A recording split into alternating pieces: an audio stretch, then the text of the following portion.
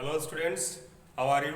I welcome you back in the chemistry class of class 6, chapter 2, elements and compounds. I welcome you all the students of class 6 for this session, first session.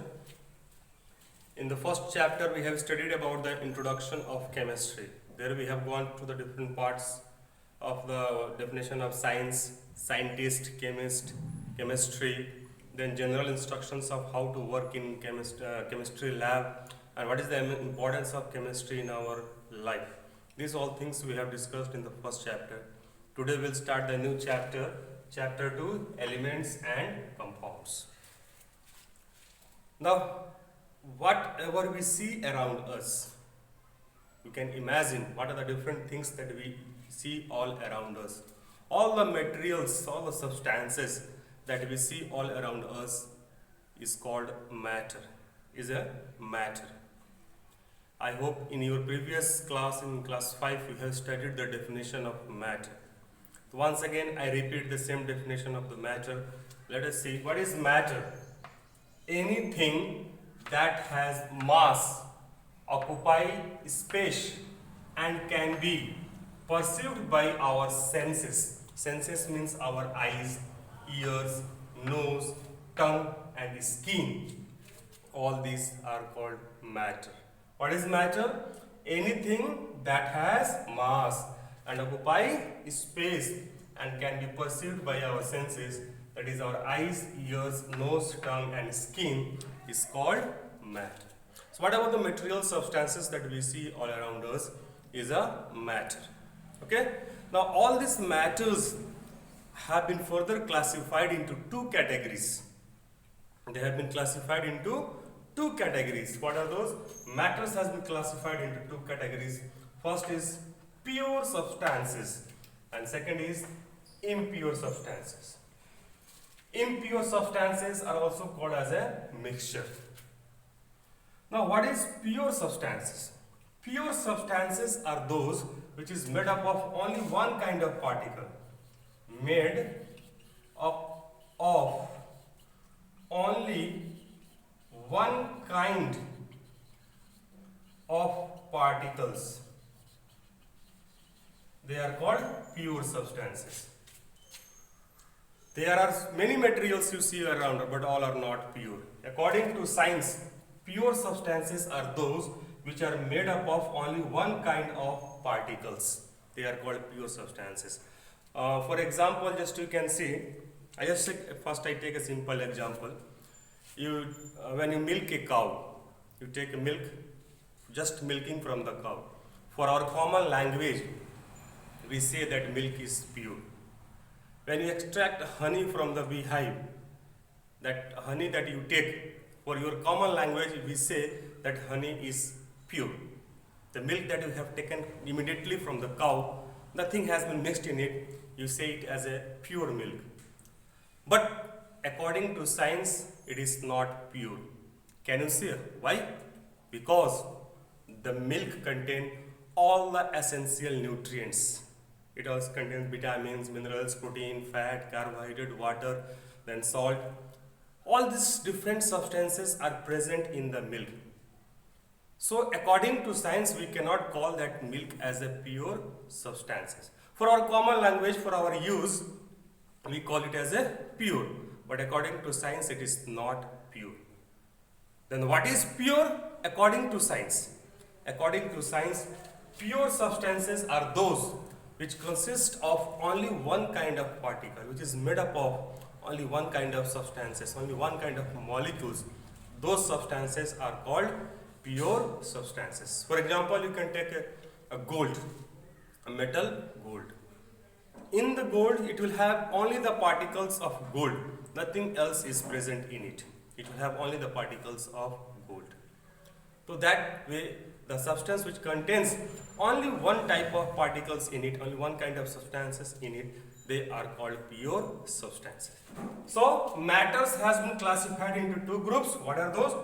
Pure substances and impure substances. That means whatever the materials that we see around us is divided into two categories, pure and impure.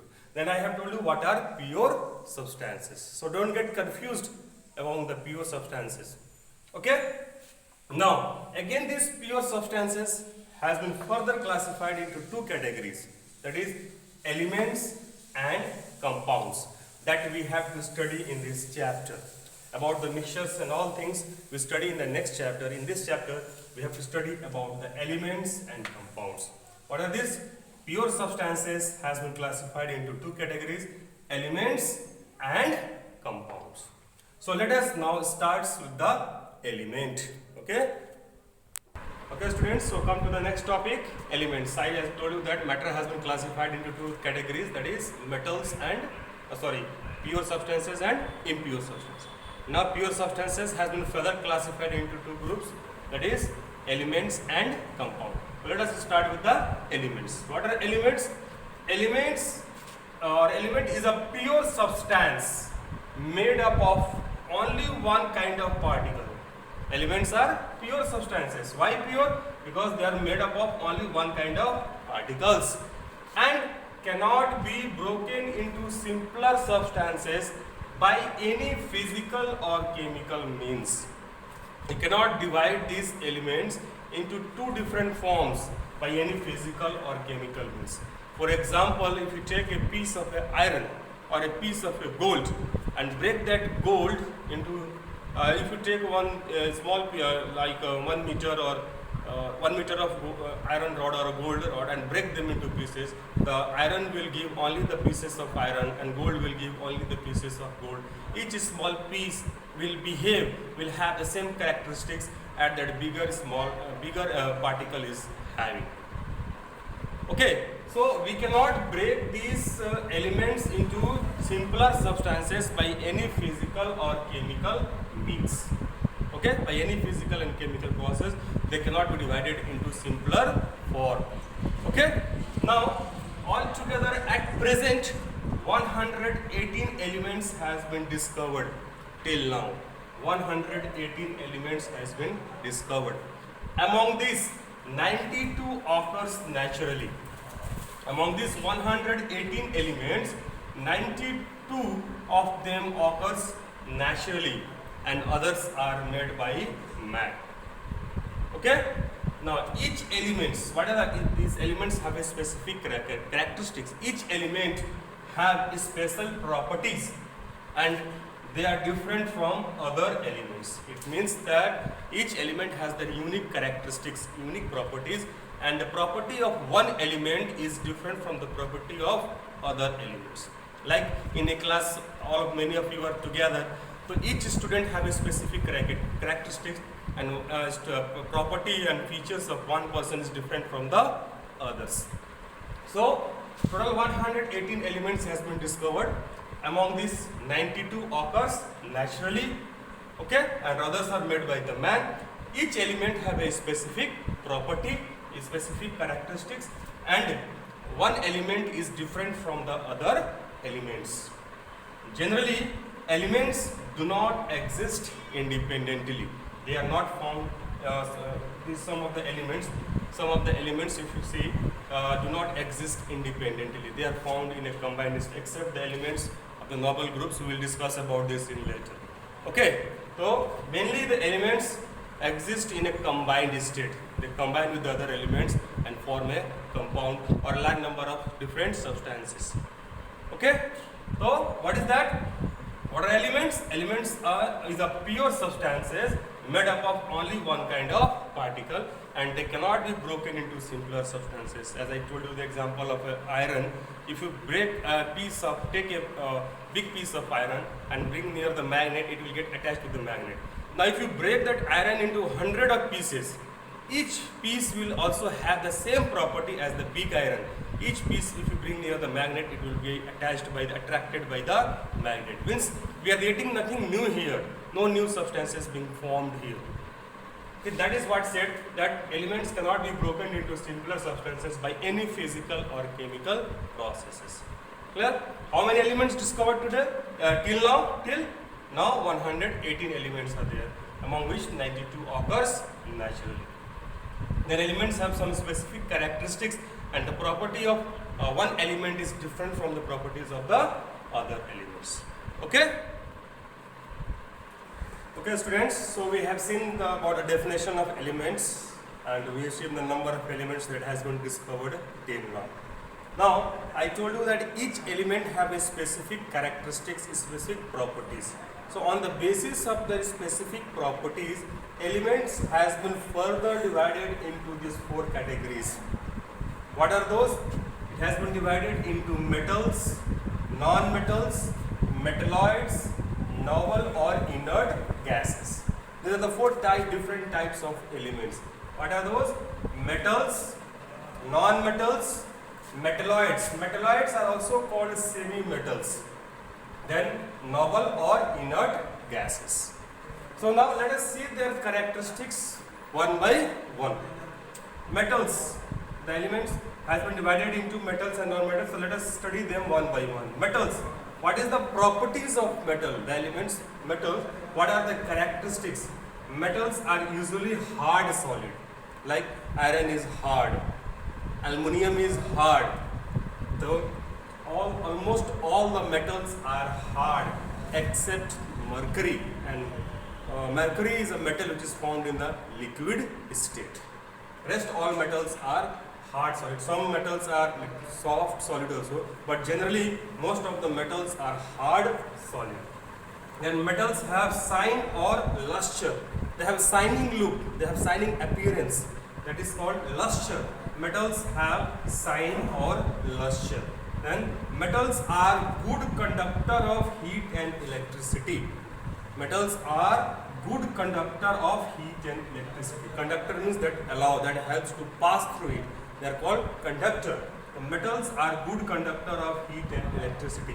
For example, you just to see the cooking utensils that we are using at our home for cooking our foods or heating the water, they all are made up of any kind of materials. Okay? Then the electric wire that conduct electricity from one place to another place, it is also made up of metals, either with aluminium or with of copper. So metals are good conductor of heat and electricity. Then metals have high melting and boiling point. So these are some general characteristics of metal. Along with this, some more characteristics are there, but this is enough for you in these classes. Okay. Now some examples of metal like sodium, silver, iron, gold, aluminium, copper, etc. and etc. All these are example of metals. Okay. So these are characteristics. On the basis of these characteristics, on these features, we classify a particular element as a metal. Okay. Now same way, non-metals, they also have some specific characteristics. What are their characteristics? Either non-metals are either soft solid or gases. Normally, non-metals are either soft solid. If they are solid, they will be soft, like carbon, sulfur. They are solid, but they are soft solid. Metals are hard solid. Non-metals are soft solid.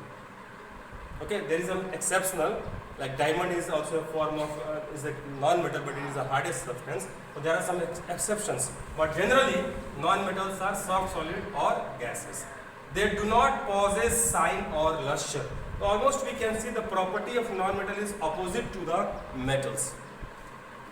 Non-metals are bad conductor of heat and electricity, except the graphite, which is also a form of carbon. Graphite is a good conductor of electricity. Now, non-metals have low melting and boiling point.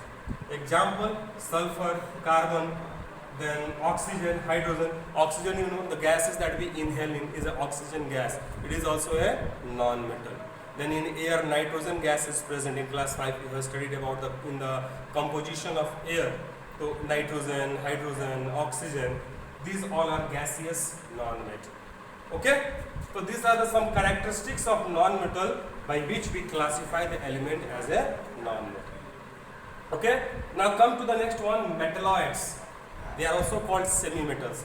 These are such type of element which has intermediate property between metal and non-metal. Means they have some characteristics of metal and some characteristics of non-metal.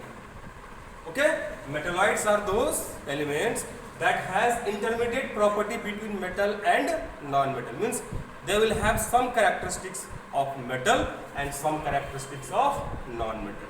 Example, silicon, germanium, arsenic. These are example of metalloids. metalloids. And the next part of element is noble or inert gases. As the name suggests here, noble. Noble means what? Do you know the meaning of noble? Okay, the person who do not react with somebody, always keeping silent. So on that basis, there are some categories or some elements. You must see in a society, in a community, there you find some people who are very silent, very calm and quiet. They do not quarrel, do not fight with you, do not interfere in others' matters.